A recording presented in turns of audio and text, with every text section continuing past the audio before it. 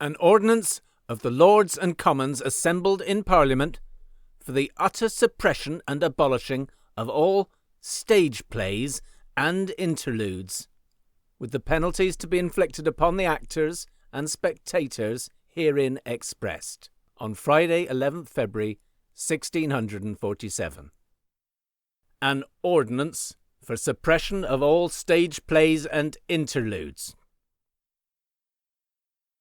Whereas the acts of stage plays, interludes, and common plays, condemned by ancient heathens, and much less to be tolerated amongst professors of the Christian religion, is the occasion of many and sundry great vices and disorders, tending to the high provocation of God's wrath and displeasure, which lies heavy upon this kingdom, and to the disturbance of the peace thereof, in regard whereof the same hath been prohibited by ordinance of this present Parliament, and yet is presumed to be practised by divers in contempt thereof. Therefore, for the better suppression of the said stage plays, interludes, and common players, it is ordered and ordained by the Lords and Commons in this present Parliament assembled, and by authority of the same, that all stage players and players of interludes and common plays are hereby declared to be, and are, and shall be taken to be, rogues, and punishable within the statutes of the 39th year of the reign of Queen Elizabeth, and the 7th year of the reign of King James, and liable unto the pains and penalties therein contained, and proceeded against, according to the said statutes, whether they be wanderers or no, and notwithstanding any licence whatsoever, from the king, or any person or persons to that purpose. And it is further ordered and ordained by the authority aforesaid, that the Lord Mayor, Justices of the Peace, and Sheriffs of the City of London and Westminster, and of the counties of Middlesex and Surrey, or any two or more of them, shall, and may, and are hereby authorised and required to, pull down and demolish, or cause or procure to be pulled down and demolished, all stage galleries, seats, and boxes, erected or used, or which shall be erected and used for the acting, or playing, or seeing acted or played, such stage plays, interludes, and plays aforesaid, within the said City of London and liberties thereof, and other places within their respective jurisdictions, and all such common players and actors of such plays and interludes, as upon view of them, or any one of them, or by oath of two witnesses, which they are hereby authorised to administer, shall be proved before them, or any two of them, to have acted or played such plays and interludes as aforesaid at any time hereafter, or within the space of 2 months before the time of the said conviction, by their warrant or warrants under their hands and seals, to cause to be apprehended and openly and publicly whipped in some market town within their several jurisdictions during the time of the said market,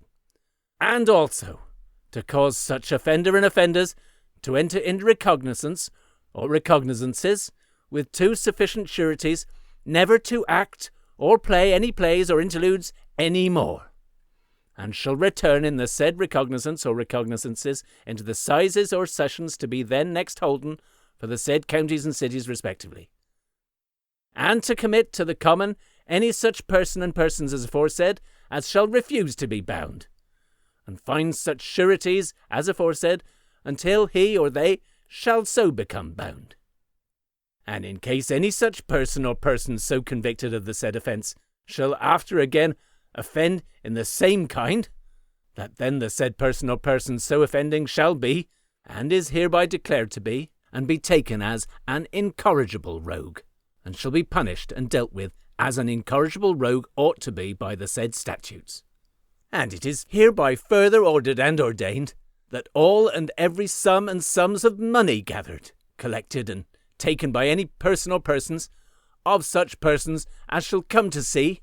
and be spectators of the said stage plays and interludes, shall be forfeited,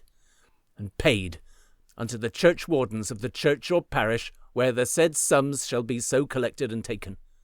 to be disposed of to the use of the poor of the said parish, and shall from time to time be levied by the said churchwardens and constables of the said parish, by warrant, under the hands and seals of any two of the justices of the peace of the county, city, or town corporate, where the said sum are so taken and collected, upon complaint thereof to them made, on the goods and chattels of the person or persons collecting the same, or of the person and persons to whom the same shall be paid by them that collect the same, by distress, and sale of their goods and chattels, rendering to them the overplus, upon examination of the said persons, or proof made upon oath before the said justices of the sum or sums so collected and received, which the said justices are hereby authorized to take and examine. And it is hereby further ordered and ordained that every person or persons which shall be present and a spectator at any such stage play or interlude hereby prohibited shall for every time he shall be so present